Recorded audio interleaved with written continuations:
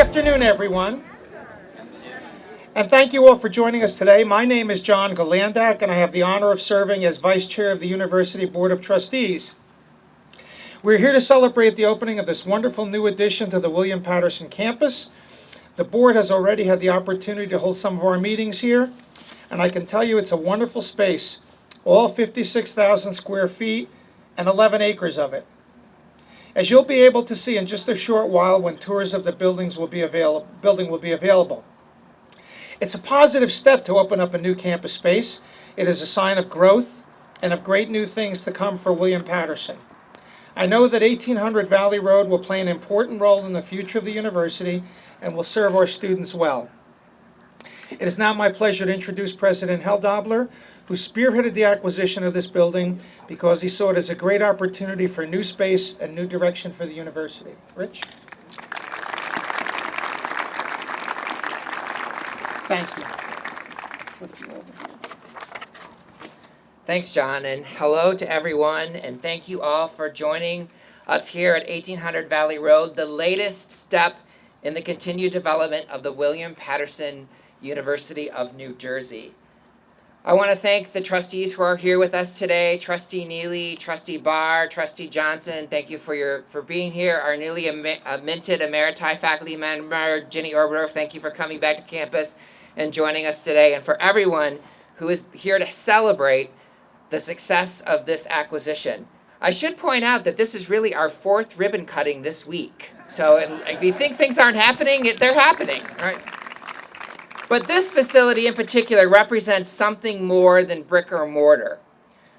It represents rethinking of systems. To begin, I want to thank John and all the members of the Board of Trustees for their great leadership and support of William Paterson University. Thanks also to Vice President for Administration and Finance, Steve Boyer, and his team for all of their good work in acquiring this new building and beginning to get it ready for us to utilize. And thanks to Associate Vice President for Administration, Kevin Garvey, and Project Manager Carl Pettit for their good work. We are here to celebrate. Yes, give them a round of applause. But we are here to celebrate the expansion of the William Paterson campus and what I hope will be the expansion of our way of thinking about ourselves as an institution. But first, some background. I know that some of you are familiar with how the university came to acquire this fantastic space, but for those of you who are not, here's a quick recap. Last December, we were pitched the property at too steep a price and politely declined. It was a prudent decision, because just a few months later, we were approached again with a much lower price tag. That warranted our interest. We ended up getting the property for $1.75 million. And if it isn't already clear that that was a sound investment, I know it will be shortly when you tour this fine facility. Now, it's not unusual for us to cut ribbons on academic spaces, centers for student support, or new residence halls. And as I alluded to, we've done 4 of those just this week. But this space represents a new way of thinking, operating, and most importantly, doing the work of the university in different ways. We are seeking to become less reliant on tuition and fees by generating new revenue and building non-traditional enrollments. In the coming months, our School of Continuing and Professional Education, the newly formed Cannabis Research Institute, and the Center for Holocaust and Genocide Studies will move here, giving them all an opportunity to accelerate their growth and impact.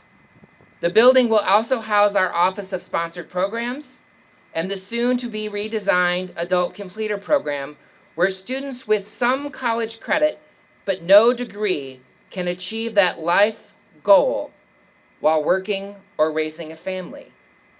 Our Transfer and Articulation Office, which will help us build new articulation agreements with community colleges, increase dual enrollment with local high schools, and increase our 3+1 programs, will also have its home here. Many of you have heard of me talk about the potential for a child development center at this location, and that is still very much under consideration. The key words here are potential and consideration.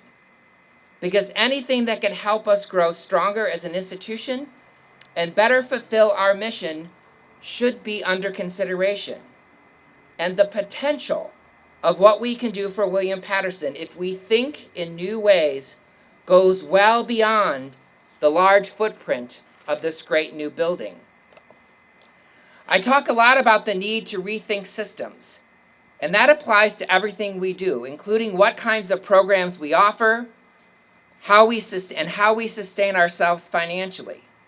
The higher education landscape is rapidly shifting. That's especially so for regional public institutions like William Paterson. We rely primarily on tuition and state funding to build or buy new buildings, hire faculty, fill our library with books and databases, our labs with equipment, and do all the other things that will allow us to fulfill our mission. But public funds are tight. Tuition can only rise so much before students look elsewhere, or worse yet, are priced out of affordable higher educational opportunities. And thus we begin to work against our purpose of expanding educational opportunity and access.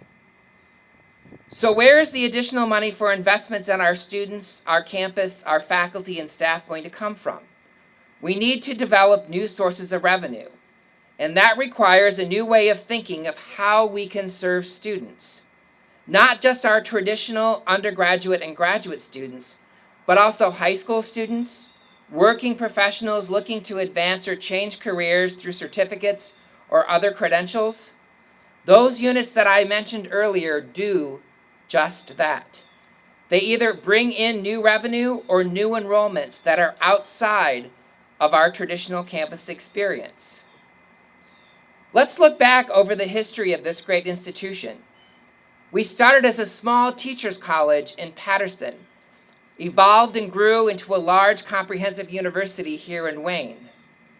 Clearly, the William Paterson of today is the result of a willingness to change and adapt on the part of public officials, trustees, administrators, our courageous and forward-thinking faculty, staff, and most importantly, our students. Now, as the world, and higher education in particular, change around us, we need to change and to adapt even more rapidly. The previous occupant at 1800 Valley Road was an appliance maker, a global company operating in a very competitive market. When we did our walkthrough of the building after taking ownership, there were whiteboards in almost every office and conference room. Many were still covered with presentations and what looked like a product of brainstorming sessions. Over and over, we saw words like innovate and new revenue and growth. Now, I don't want to overstate the comparisons between a university and a multinational corporation. But as the folks in our Casacos College of Business right next door at 1600 will tell you, businesses can offer some valuable solutions to organizations of all types. The lesson that I hope that we apply at 1800 Valley Road is that prime real estate like this is a great investment. For us, it is an investment in our campus and our university. Specifically, it is an investment that will allow us to diversify our revenue streams, grow research dollars, and draw new enrollments to William Paterson.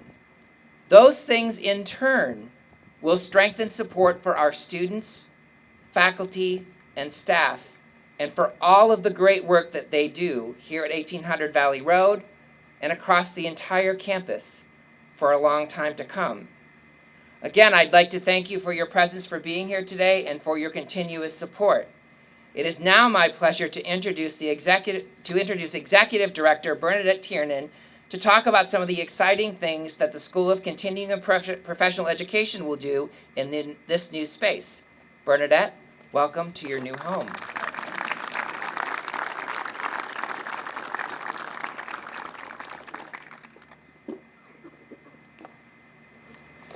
Wow, thank you all for coming.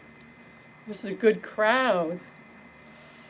On behalf of the School of Continuing and Professional Education, including our staff, our instructors, our students from middle school through middle age and beyond, colleagues in regional businesses and the local community and the regional community and the statewide community, we're very grateful for this opportunity to deliver the services that we can deliver on behalf of the university in this beautiful building. Thank you so much.